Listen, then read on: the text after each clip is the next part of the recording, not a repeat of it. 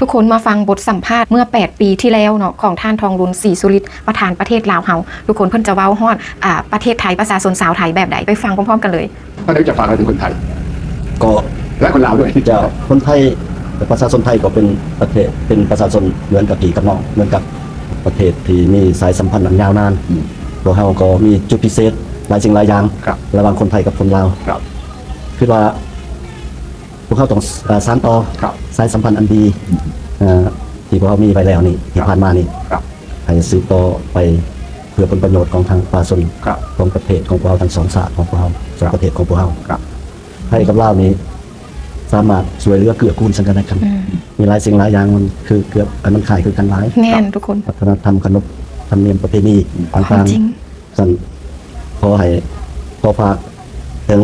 ประชาชนไทยขอให้มีความอุดมสมบูรณ์มีความวัฒนาถาวร